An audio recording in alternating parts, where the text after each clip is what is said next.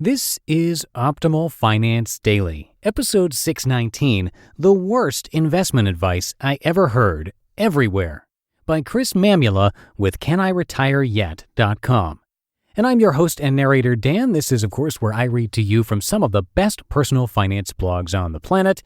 And I want to remind you that if you have some topic requests for us, maybe something you've never heard us cover here on the show that you'd love to hear us cover, please come by oldpodcast.com and share those ideas.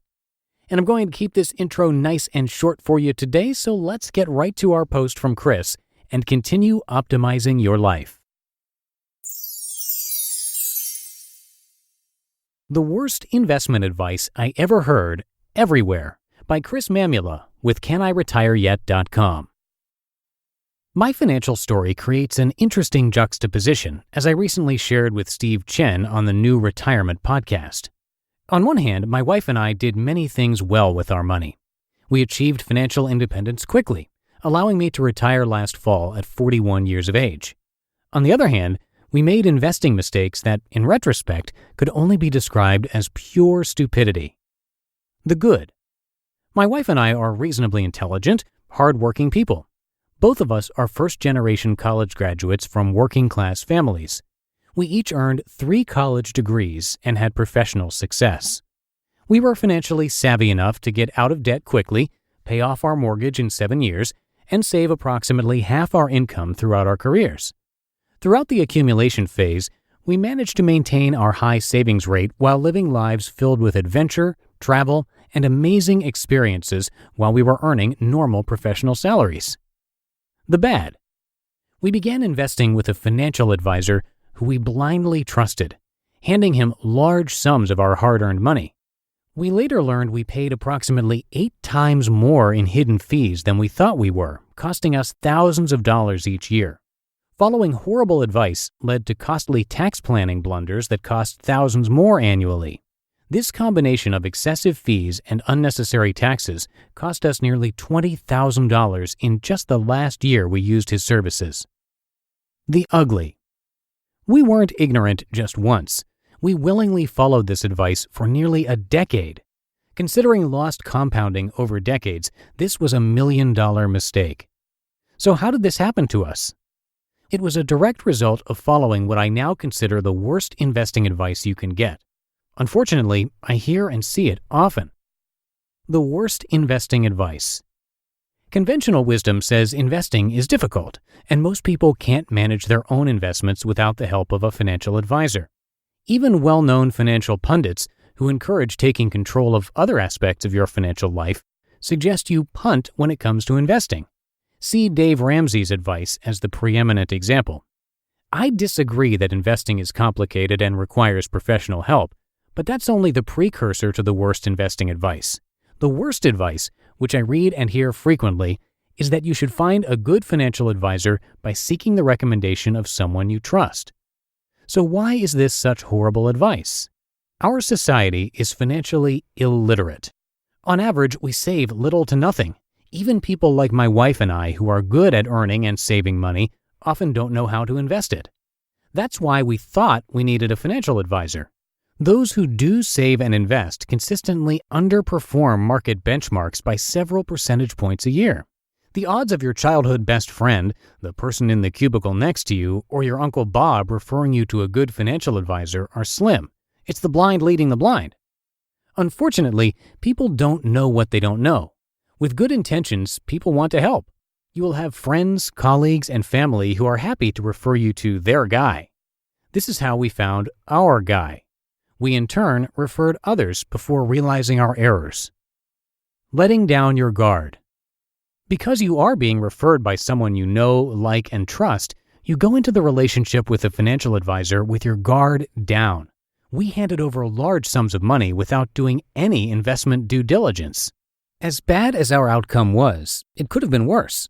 We weren't scammed out of our money. We willingly went along with horrible advice that is pretty common for many investors. Our decision process. We found our financial advisor by asking my parents how they invested.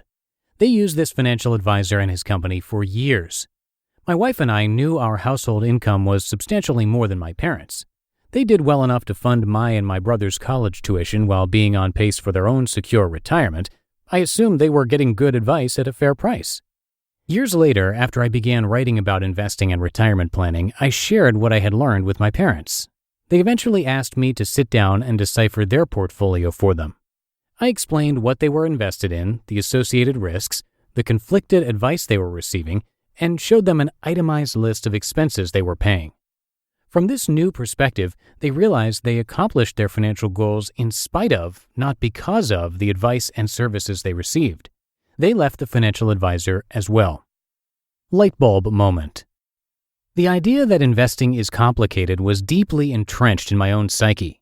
Despite our awful experience, my wife and I still didn't want to manage our own investments initially. We assumed we just needed to find a better financial advisor.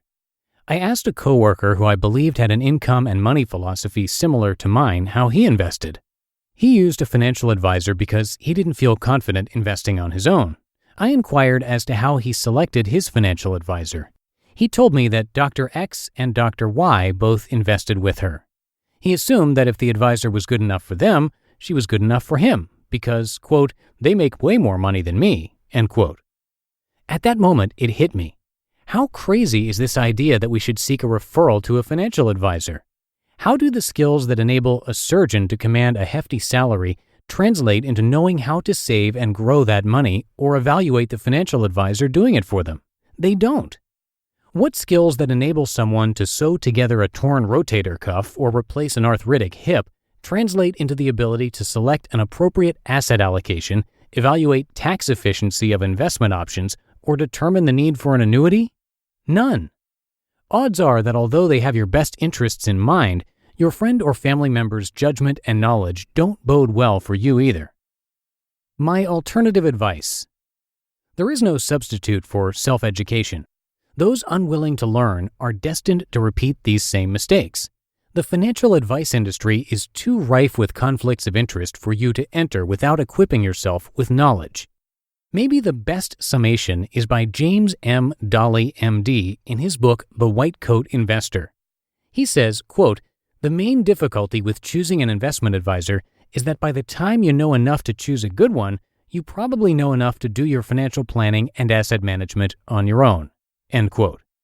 You can find extensive information in our archives to help you become a DIY investor. There are plenty of others dedicated to demystifying the process of investing as well. Take time and educate yourself. Then, if you still think you need help with your investments and financial planning, go out armed with knowledge and find a financial advisor that fits your needs. You just listened to the post titled The Worst Investment Advice I Ever Heard, Everywhere by Chris Mamula with CanIRetireYet.com. And I will keep this ending nice and short for you today, but before I go, it would be great if you could come by oldpodcast.com/support, where you can find some of the different ways that you can support our show. And most of them are totally free, like sharing the podcast with a friend or writing a rating and review, things like that. And if you would do that, we would really appreciate it.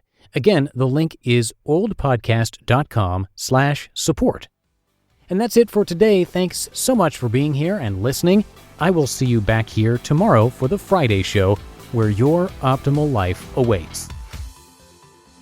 Hello, Life Optimizer. This is Justin Malik, creator and producer of this podcast, but also Optimal Living Daily, the show where I read to you from even more blogs covering finance, productivity, minimalism, personal development, and more from incredible bloggers like Derek Sivers, Zen Habits, Mark and Angel, The Minimalists, and all the ones you hear on this show too.